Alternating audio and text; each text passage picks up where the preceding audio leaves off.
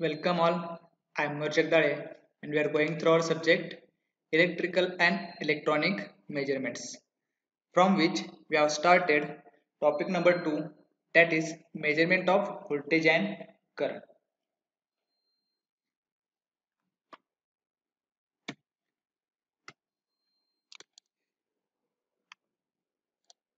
Okay.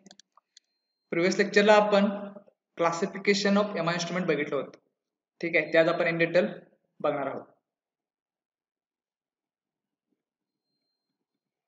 Previous लेक्चरला आपण what is MI instruments म्हणजे काय ते बघितलं होतं. ठीक आहे, त्यानंतर क्लासिफिकेशन बघितलं होतं. कुठले कुठले क्लासिफिकेशन्स आहेत, attraction type and repulsion type, हे दोन्ही आता आपण आज बघणार आहोत. First one is attraction type moving iron instrument. This is a diagram for attraction type moving iron instrument. Okay, जर या ठिकाणी तुम्ही बघितला, जे आपले मुव्हिंग आयर्न इन्स्ट्रुमेंट आहे त्यामध्ये दोन टाइप्स पडले, कुठले कुठले अट्रॅक्शन आणि रिपल्शन. त्यानुसार फक्त त्याचं कन्स्ट्रक्शन थोडंफार चेंज केले, पण वर्किंग प्रिन्सिपल सेम आहे. जे तुमचं मुव्हिंग आयर्न इन्स्ट्रुमेंटचं वर्किंग प्रिन्सिपल आहे ते सेम आहे, फक्त कन्स्ट्रक्शन वाईज थोडंफार चेंजेस केलेले. जर या ठिकाणी तो बघितला अट्रॅक्शन टाईप साठी, तर त्यामध्ये काय काय सेम तुमचा एअर डॅम्पिंग चेंबर आहे. ओके, त्यानंतर इथं मुव्हिंग आयर्न आहे, या ठिकाणी तुमचा जो आयर्न आहे तो मूव्ह होत असणार आहे. त्यानंतर इथं कंट्रोल वेट आहे. ठीक आहे, तर कॉईल वाइंडिंग आहे तुमचे, या ठिकाणी बॅलन्स वेट आहे आणि तुमचा पॉइंटर आहे. त्यामध्ये काय काय सांगितले बघा. The stationary coil of the attraction type instrument is flat and has a narrow opening. तुमची एक कॉइल काय असणार आहे, स्टेशनरी असणार आहे. एक कॉइल तुमची या ठिकाणी मुव्हेबल असणार आहे. Okay, stationary coil of the attraction type instrument is flat and has a narrow opening. The moving element is a flat disc of the iron core. तुम्ही तर बघितला, हा जो तुमचा पार्ट आहे तो कुठला आहे, मुव्हिंग आयर्नचा आहे. 1 सेकंड.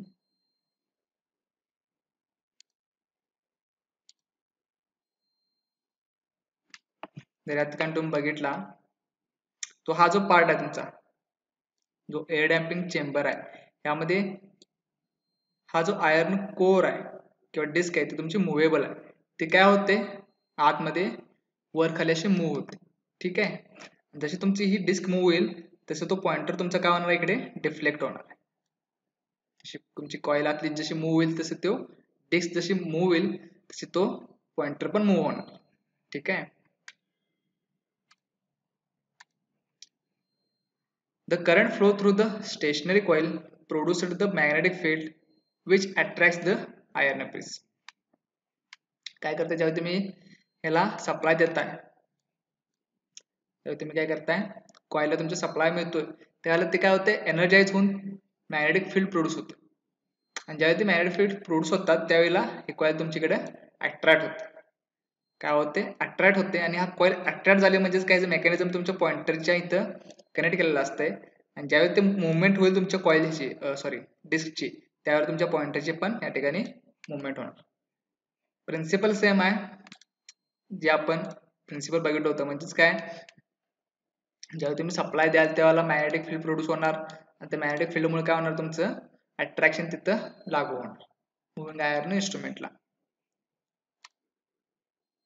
ओके, हे आहे तुमचं attraction type moving iron instrument. त्यानंतर यामध्ये काही अजून थोडे पॉइंट्स आहेत. जो का तुमचा डिफ्लेक्टिंग टॉर्क असतोय, जो का तुमचा डिफ्लेक्टिंग टॉर्क आहे, एक्स्ट्रा गोष्टी आहेत त्या फक्त लक्षात ठेवा. डिफ्लेक्टिंग टॉर्क, डीटी म्हणजे काय, डिफ्लेक्टिंग टॉर्क किंवा टीडी पण असं म्हणतोय. ठीक आहे, डिफ्लेक्टिंग टॉर्क तुमचा proportional to square of current. म्हणजेच काय, तुमचा टीडी बरोबर काय असतो या ठिकाणी, आय स्क्वेअर. जो टॉर्क इकडे लागणार आहे तुमचा डिफ्लेक्टिंग टॉर्क, आता आपण 3 टॉर्क्स बघितले होते. ठीक आहे, जर माहित नसतील तर ते लेक्चर तुम्ही रेफर करा. कुठले कुठले टॉर्क्स होते तुमचे, डिफ्लेक्टिंग टॉर्क होते, त्यानंतर डॅम्पिंग टॉर्क होता, कंट्रोलिंग टॉर्क होता. हे तुमचे 3 टाईपचे टॉर्क होते. ठीक आहे, मग जो काय डिफ्लेक्टिंग टॉर्क तुमचा सुरुवातीला लागणार आहे तो कशावरती डिपेंड आहे, तुमच्या करंटच्या स्क्वेअर व्हॅल्यूवरती तो डिपेंड आहे इन अट्रॅक्शन टाइप इन्स्ट्रुमेंट. त्यानंतर जो का तुमचा कंट्रोलिंग टॉर्क आहे तो तुमचा स्प्रिंग कंट्रोल थ्रू आपण या ठिकाणी अप्लाय करतो. हे पॉइंट्स मी तुम्हाला विचारतील. जो कंट्रोलिंग टॉर्क आहे तो तुमचा स्प्रिंग थ्रू आपण काय करतो, तो कंट्रोलिंग टॉर्क त्या ठिकाणी अप्लाय करतो. स्प्रिंग थ्रू तुम्ही काय करणार, कंट्रोलिंग टॉर्क अप्लाय करणार. ठीक आहे.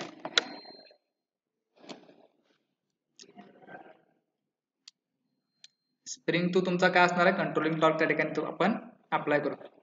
थोडक्यात काय स्प्रिंग कंट्रोल आहे. त्यानंतर जो तुमचा डॅम्पिंग टॉर्क असणार आहे, डिफ्लेक्टिंग टॉर्क आपण बघितलो, त्यानंतर डॅम्पिंग टॉर्क जो काय असणार आहे तो तुमचा एअर फ्रिक्शन डॅम्पिंग नंतर डॅम्पिंगच्या थ्रू आपण तो अप्लाय करणार आहे. एअर फ्रिक्शन डॅम्पिंगच्या थ्रू आपण तो अप्लाय करणार. आपण पॉइंट तुम्ही लक्षात ठेवा, एअर फ्रिक्शन. ठीक आहे.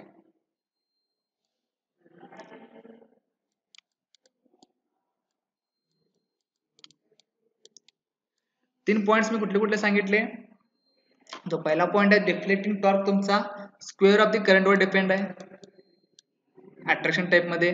त्यानंतर तुमचं कंट्रोल स्प्रिंग कंट्रोल असेल ह्याच्या थ्रू होतंय. ठीक आहे. किंवा ग्रॅव्हिटी कंट्रोल, स्प्रिंग कंट्रोल किंवा ग्रॅव्हिटी कंट्रोल याच्या थ्रू तुमचं कंट्रोलिंग टॉर्क लागतंय. आणि तो लास्ट टॉर्क आहे तुमचा डॅम्पिंग टॉर्क, तो तुमचा कुठला आहे, एअर फ्रिक्शन ने तुम्ही तो टॉर्क अप्लाय करा. ठीक आहे. हे तीन गोष्टी फक्त रिमेंबर ठेवा.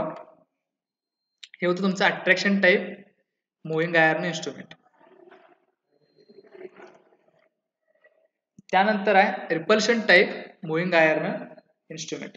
आता यामध्ये काय काय बघा. The spring provides the controlling torque. Okay. या ठिकाणी जर तुम्ही बघितला रिपल्शनची डायग्राम बघितला तर कशी आहे बघा.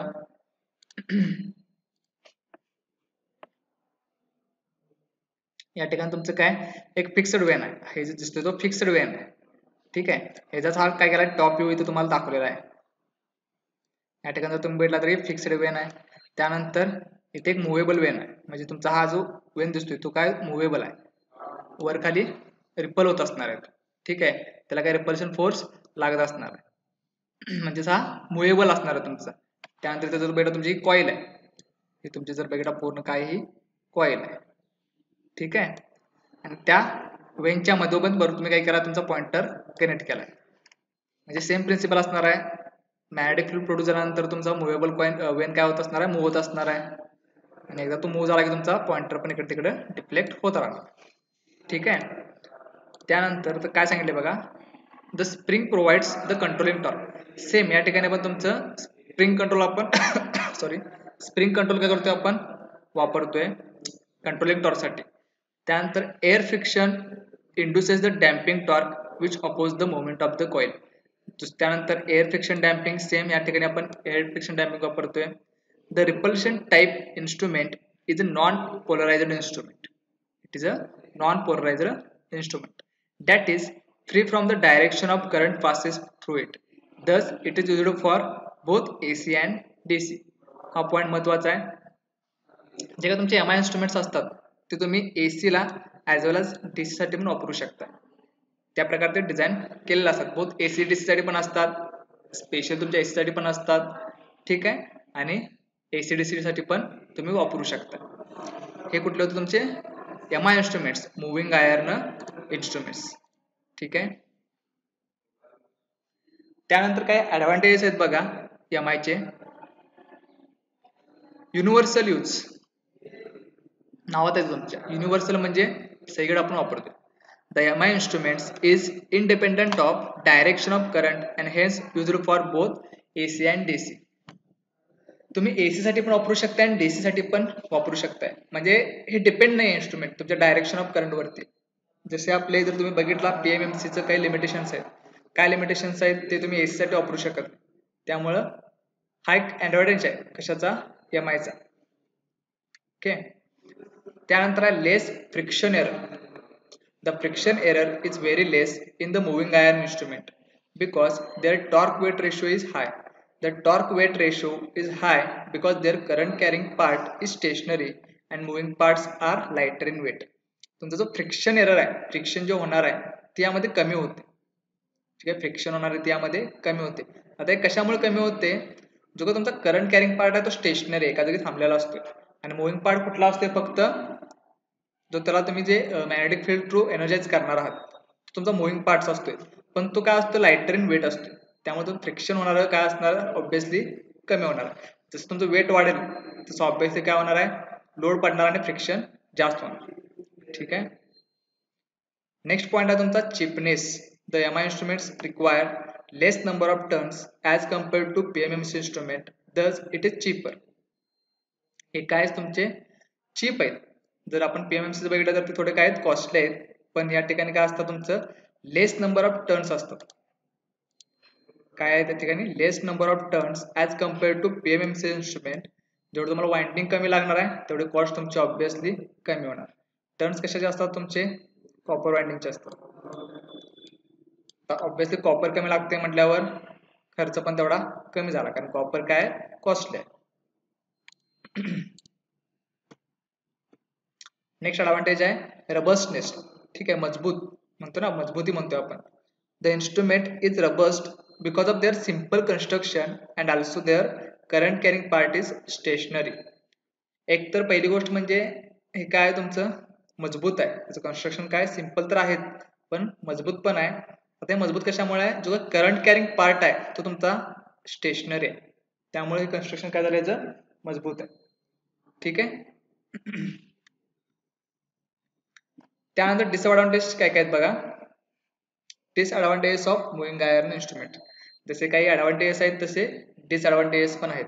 तुम्हाला मे बी क्वेश्चन विचारतील, what are the advantages of MI instrument over PMMC instrument, असा पण क्वेश्चन असेल. किंवा what are the advantages and disadvantages of moving iron instrument. Accuracy. Accuracy काय बघा.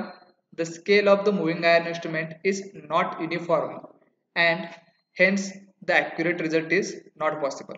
तुमची स्केल कशी आहे? युनिफॉर्म नाही आहे, त्यामुळे काय होतं? तुमचं ॲक्युरसी त्या ठिकाणी मिळत नाही. 1 सेकंड. त्यानंतर सेकंड पॉइंट आहे तुमचा errors. Some serious error occur in the instruments because of the hysteresis frequency and stray magnetic field. काही क्वांटिटीज मुळे काय होतं? तुमचं एरर प्रोड्यूस होतात इंस्ट्रुमेंट मध्ये. ठीक आहे. तर हे एरर कशामुळे येतात? हिस्टेरेसिस लॉसेस असतील तुमचे, फ्रिक्वेन्सी बॅरियर्स असतील, स्ट्रे मॅग्नेटिक फील्ड असतील, ह्या सगळ्यामुळे काय होतं? तुमचे एरर येतात त्या इंस्ट्रुमेंट मध्ये. हा एक त्याचा काय डिसएडव्हान्टेज आहे. It is suitable only for low frequency and higher power. म्हणजेच काय, हा जो तुमचा इंस्ट्रुमेंट आहे फक्त तुम्ही लो फ्रिक्वेन्सी आणि हाय पॉवर साठी यूज करू शकता. ठीक आहे. Difference between AC and DC calibration. The calibration of the AC and DC are differed because of the effect of the inductance of meter and the eddy current which is used on AC. The AC is calibrated on the frequency at which they use.